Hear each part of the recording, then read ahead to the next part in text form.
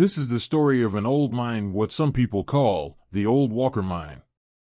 Its name is derived from the man who started this small mine. No one really knew his first name, and there are those who say that Walker was his first name. I personally have been to the Old Walker Mine.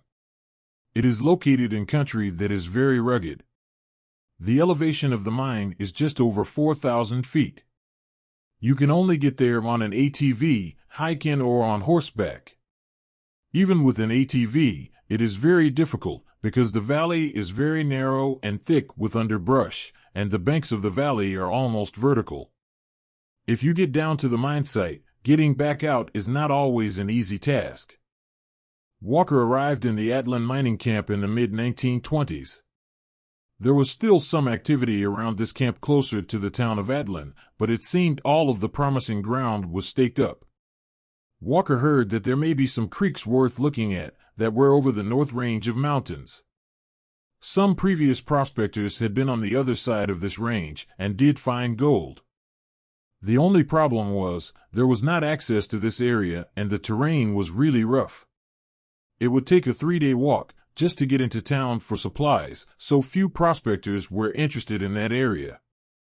One of the creeks that Walker came upon had what was known as a boulder train. It was a valley filled with round, tumbled boulders, and as he walked along, he noticed a rim of bedrock high up on one of the slopes. After prospecting this area, he found gold, and it was enough to make it worth his while. It was here he proceeded to set up his mine. Walker was a very skilled man.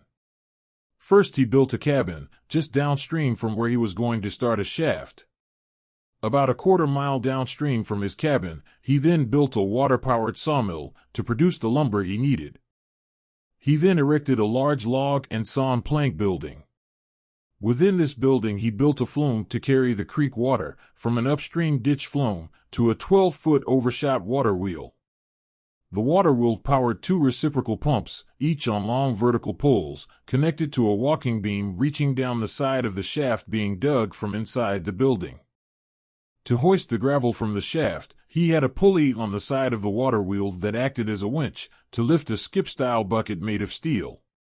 This bucket held about a cubic yard. This skip bucket had side spurs which rotated the skip near its upper travel to tip the bucket contents into the upper portion of the sluice box. When he had dug enough gravel, he operated a shunt panel to divert the ditch water from going to the water wheel so that it would go over the sluice box. A diverter upstream on the ditch canal allowed him to keep water from entering the flume when he was not operating any of the equipment. Walker died alone at his cabin during the year of 1935. No one really knows how much gold he got from this mine, but it is said that he was able to provide a nice life for his family. An operation of such sophistication showed a high quality of engineering, and it is unlikely that such a great deal of effort would have been continued for so long without some sort of financial reward. Today, very little remains of the Old Walker Mine. The old wooden structure is still standing, but the remains of the old cabin have been grown over. It is said that there is still gold on this creek to be had, but it is only for those who have the patience and the stamina to be able to deal with this rugged and unforgiving country. I hope you enjoyed this short story about the Old Walker Mine. Please like, share, and subscribe so we can continue to bring you more old lost mine stories.